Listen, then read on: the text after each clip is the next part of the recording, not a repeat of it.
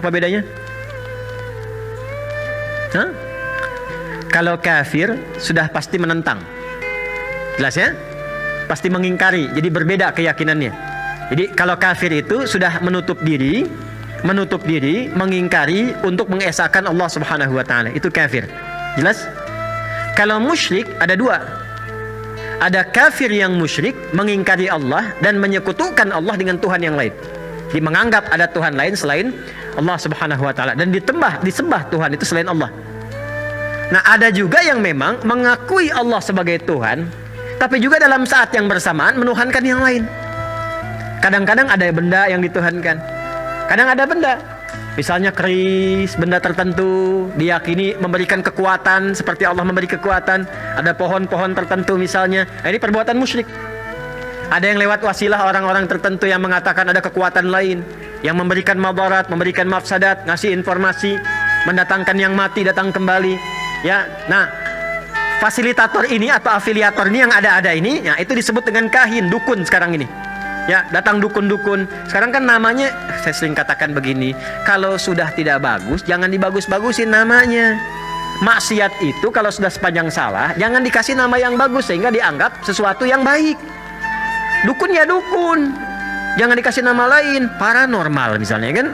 Nah, sudah tahu tidak normal, ya kan? Ya udah kasih nama aja dukun sudah. Ya, mau apapun kata-katanya udah dukun. Kalau sudah disebut dukun udah dukun. Jangan dikasih nama-nama yang lain aja. Ini yang megang remote langit misalnya. Apa sih? Macam-macam. Ada aja gitu kan. Udah sebut dukun ya dukun. Ya, pencuri ya pencuri, maling ya maling aja udah. Ya jangan dikasih nama-nama yang koruptor. Udah aja pencuri, perampok, selesai. Sehingga dengan kesan yang jelek itu, kata-kata yang tegas itu, dia akan enggan untuk berbuat yang demikian karena statusnya akan dibawa.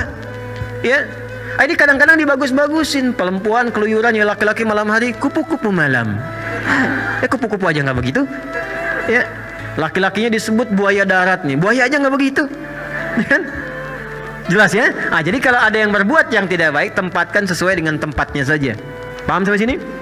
Nah, musyrik di sini teman-teman sekalian, musyrik itu bisa berlaku bagi orang yang ingkar sekaligus ya dan menuhankan selain Allah, itu kafir dan musyrik.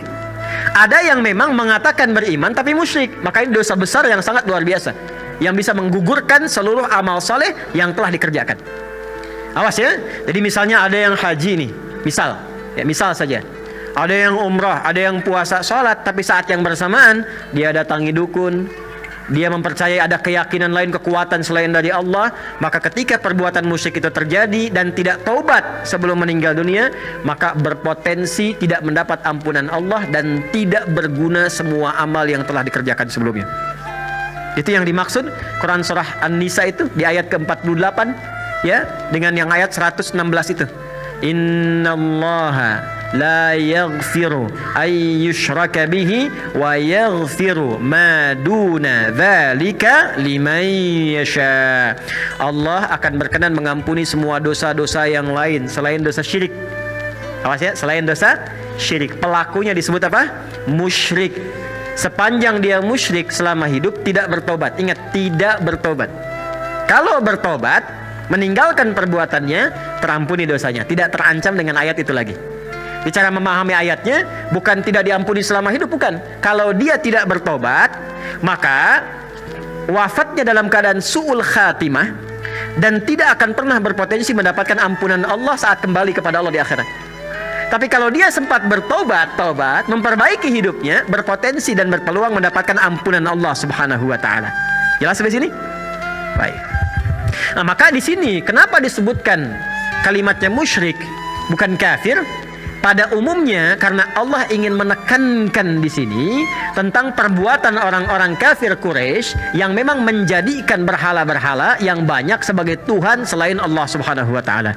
Seakan-akan memberi kesan kepada umat Islam tuh begini, "Hei, jangan sampai terjadi kamu memang tidak kafir.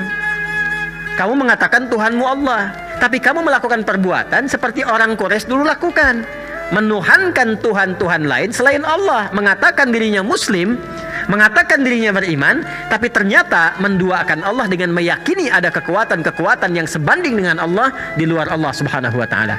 Jelas begini? Baik.